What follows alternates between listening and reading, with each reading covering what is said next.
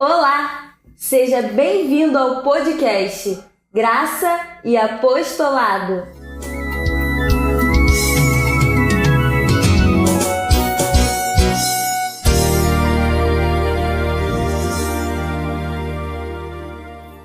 Hoje nós vamos entrar num assunto que nós sempre comentamos nos nossos vídeos anteriores e daqui pra frente também, porque é um assunto que não tem como não falar. É um assunto que todo tema que a gente puxar aqui no podcast, nós sempre vamos tocar nele, que é relacionado a antes e depois da cruz. A diferença entre as coisas que aconteciam, as coisas que faziam antes da cruz e para agora, né? Para nós que vivemos hoje depois da cruz. Eu queria que o senhor explicasse um pouco sobre essa diferença, porque o que eu vou dizer religiosos, né?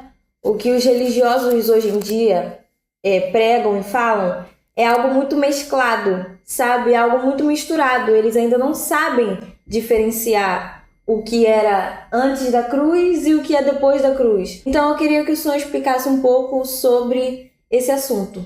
Realmente o mundo todo, teoricamente, sabe o que é AC e DC. Para uns, AC é antes de Cristo, DC é depois de Cristo. Para outros, AC é antes da cruz, DC depois da cruz. Agora, é muito confuso porque o sistema religioso não se ocupa em explicar às pessoas a verdade. E Jesus de Nazaré, ainda no seu tempo, dizia que só a verdade tem o poder de libertar as pessoas. E as pessoas vivem escravizadas porque não conhecem a verdade. Claro, antes da cruz é uma coisa, é um tempo. Depois da cruz é outra coisa. Por quê? Porque Jesus de Nazaré veio debaixo da lei. Então ele tinha que cumprir toda a lei. Então isso até a cruz, os costumes judaicos eram uns.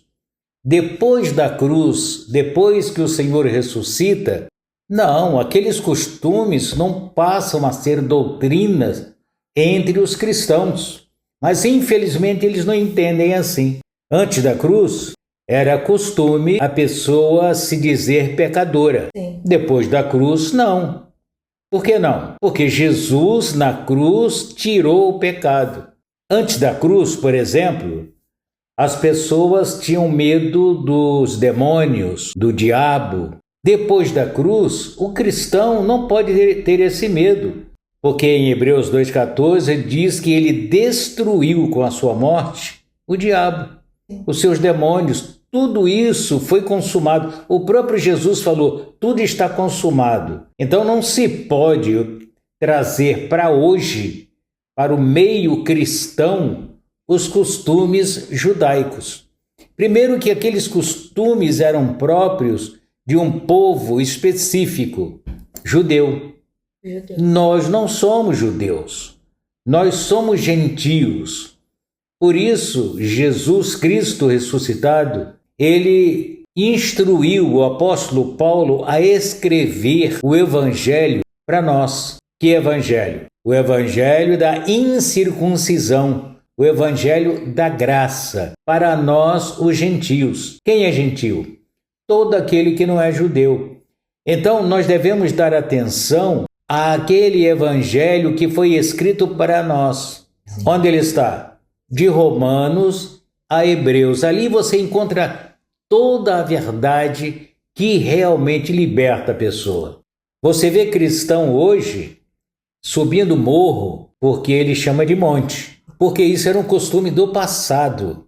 Ele costuma jejuar, porque Jesus jejuou, mas Jesus estava debaixo da lei. Além de ser judeu, ele não era cristão, né? Jesus não era cristão. Isso é outra confusão que o cristão faz hoje. Eles pensam que Jesus era cristão. Jesus era um judeu cumprindo o judaísmo.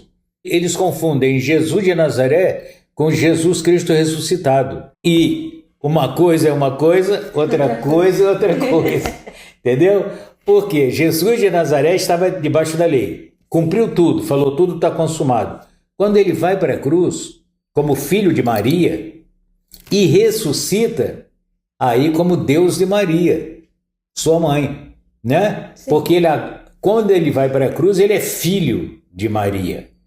Mas quando ele ressuscita, ele é Deus de Maria. Então, as pessoas não conseguem entender essa diferença. E aí querem usar os costumes judaicos. Então, eles jejuam, eles vão ao monte, Se batizam. fazem vigílias, se batizam em água. Tudo isso costume judaico, Sim. que eles trouxeram para o cristianismo.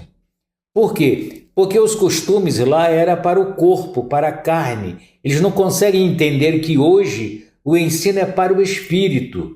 Jesus, quando ressuscitou e fez Paulo escrever essas 14 cartas de Romanos a Hebreus, foi exatamente para mostrar a diferença do novo pacto, de uma nova aliança, de superiores promessas. E é isso que nós temos que divulgar. Realmente nós não devemos trazer aquilo do velho pacto para os dias de hoje. Não. O que você mais vê por aí é as pessoas fazendo isso, os homens chamados pastores pregando e dizendo que a pessoa deve fazer aquilo que está no velho pacto, mas não explicam que aquilo ali é o velho pacto, que não deve. Ou seja, é essa confusão toda. Verdade. Que eles fazem e acabam não explicando. Muitos não sabem. Não sabem. Explicam, pregam aquilo que aprenderam. Exato.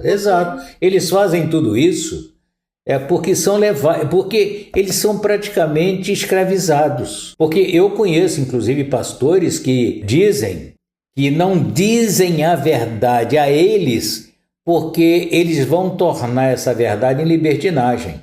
Mas não é isso que o Evangelho ensina. Não. Pelo contrário, o Evangelho, você tem que dizer a verdade às pessoas. Sim.